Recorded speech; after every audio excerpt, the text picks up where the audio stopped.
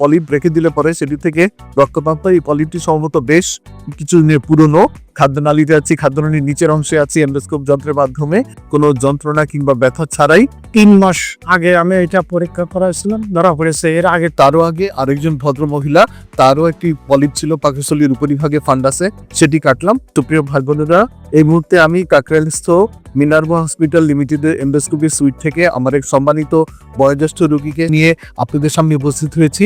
কিছুক্ষণ আগে তার পলিপেক্টমি করলাম, অর্থাৎ পাকস্থলীতে একটি বড় পলিপ ছিল, সেটি কেটে ফেললাম। তারও আগে আরেকজন ভদ্র মহিলা, তারও একটি পলিপ ছিল পাকস্থলীর উপরিভাগে ফান্ডাসে, সেটি কাটলাম। তো আমরা এখন এই আঙ্কেলের পলিপেক্টমি যে কাট করলাম সেইটি আপনাদের সামনে উপস্থাপন করার জন্য উপস্থিত হয়েছি। আমরা ভিডিও চিত্রতে এখন দেখে নিব যে কিভাবে আমরা মাত্র কয়েক সেকেন্ডের মধ্যে সম্পূর্ণ রক্তপাতহীনভাবে কাজটি সম্পন্ন করলাম।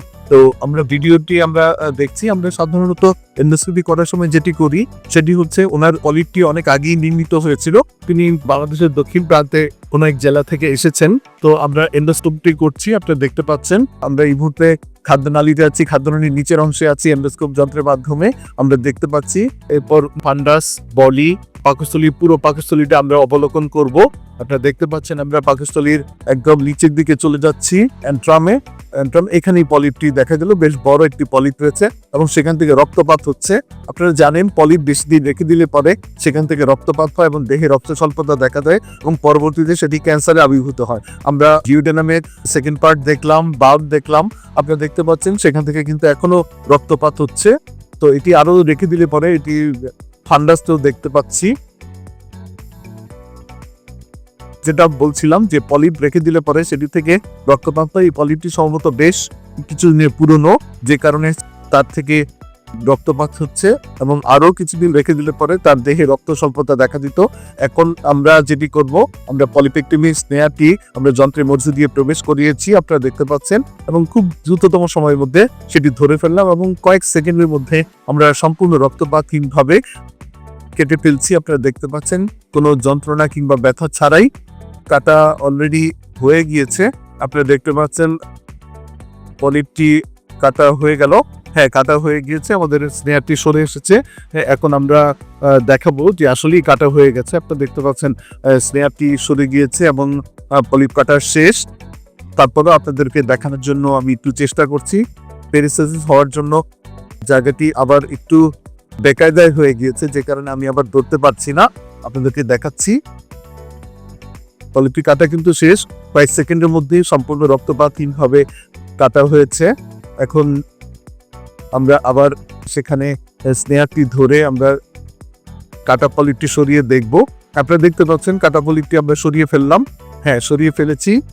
কাটা অংশটি যে এখানে পড়ে আছে, আর বাকি যেখান থেকে কেটেছি সেটি একদম রক্তপাতহীনভাবে পড়ে রয়েছে। আপনারা দেখতে পাচ্ছেন একদম সম্পূর্ণরূপে রক্তপাতহীনভাবে পড়ে রয়েছে এবং এখানে কাটা অংশটি পড়ে আছে। আমাদের কাজটি শেষ, আমরা এখন চলে আসবো। ভাই বোনেরা, আপনারা দেখলেন যে খুব সুচারুরূপে, খুব সুন্দরভাবে কাজটি সম্পন্ন হলো এবং আমাদের রোগী আমাদের সামনে উপস্থিত আছেন। তিনি হাসি মুখে আছেন, সহাস্য বদনে। তার কাছ থেকে আমরা জানবো, আঙ্কেল, আপনার এই পলিপটা কতদিন আগে ধরা পড়েছিল?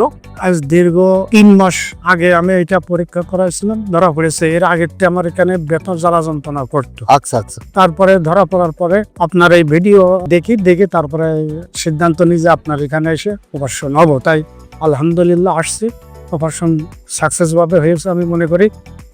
কতক্ষণ লাগলো আপনার এই কাজটা করতে? এটা 1-1.5 মিনিট লেগেছে। 1-1.5 মিনিট লেগেছে? 1.5 মিনিট। ও আচ্ছা, আপনি কোনো ব্যথা পেয়েছেন? না, আমি কোনো ব্যথা পাইনি। কোনো কষ্ট পেয়েছেন? না। আমরা আপনাকে কোনো কষ্ট দিচ্ছি? না। যাক, আপনি আমাদের উপরে সন্তুষ্ট তো আঙ্কেল? আমি সন্তুষ্ট এবং দোয়া করি আপনি দীর্ঘ জীবী হন এবং এরকম মানুষের খেদমতে আপনি যে নজিরবিহীন সফলতা দেখাইছেন, আল্লাহ আপনার হাত দিয়ে এরকম দেখাক এবং বিভিন্ন প্রান্ত থেকে মানুষ এসে আপনার কাছে চিকিৎসা হোক। জি, ধন্যবাদ আঙ্কেল আপনাকে। আপনি আমাদের জন্য দোয়া করেছেন, আপনার দোয়া আমার চলার পথে পাথেয় হয়ে থাকবে।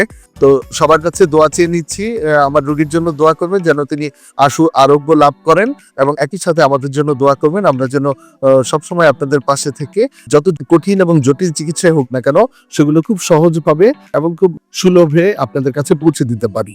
সবাই ভালো থাকবেন, সবার দোয়া চেয়ে আজকের মতো বিদায় নিচ্ছি। আল্লাহ হাফেজ।